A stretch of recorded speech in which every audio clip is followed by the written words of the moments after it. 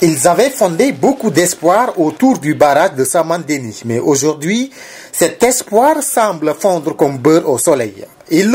Ce sont les populations des villages délocalisés.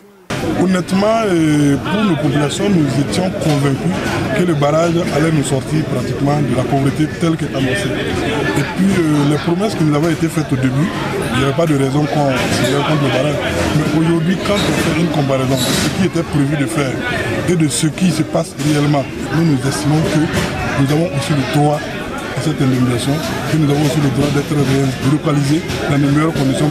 Pour leur délocalisation dans les meilleures conditions, ils sont venus ce lundi des départements de Banzon, de Karangosso, de Kourouma, bref, de tous les villages déplacés. Pour certains, ils ont parcouru 10 km, pour d'autres plus de 25. Mais personne ne voulait se faire compter cette assemblée générale de Djifolama. Nous estimons que nous sommes victimes d'une injustice parce que nous avons été indemnisés vraiment au rabais. Nos habitats ont été indemnisés au rabais.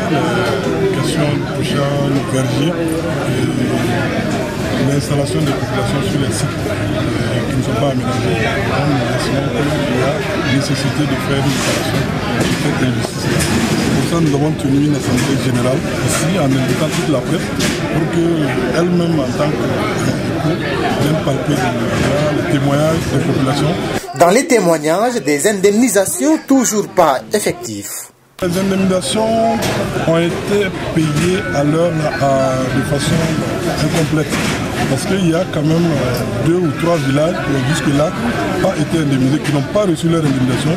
Quand bien même qu'on les a recensés, on les a évalués et on a même signé des protocoles de paiement. Ils n'ont pas concrètement reçu l'argent. Quand on paye quelqu'un, il faut que les deux parties qui sont concernées par l'opération de paiement aient les moyens de preuve.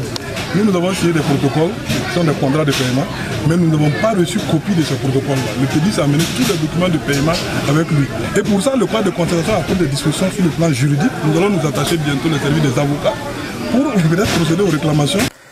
À travers cette assemblée générale, les populations déplacées disent vouloir tirer sur la sonnette d'alarme, mais menacent néanmoins battre le pavé dans les jours à venir si toutefois rien n'est fait. Notre intention, c'est de toucher l'autorité suprême du pays, c'est de toucher l'opinion nationale, que ici, dans la cuvette du barrage de Samandeni, il y a une population burkinabé qui est victime d'une certaine injustice. Après ça, s'il n'y a pas de réaction, naturellement, le temps va changer, parce que le droit de manifester aussi au Burkina est reconnu. Donc nous n'allons pas croiser les bras et puis attendre que nous soyons brûlés. Pour rappel, ce sont 45 499 habitants pour 4 995 concessions sur une superficie de 24 412 hectares qui sont concernés par cette délocalisation entrant dans le cadre de la réalisation des infrastructures du PDIS, le programme de développement intégré de la vallée de Samandeni.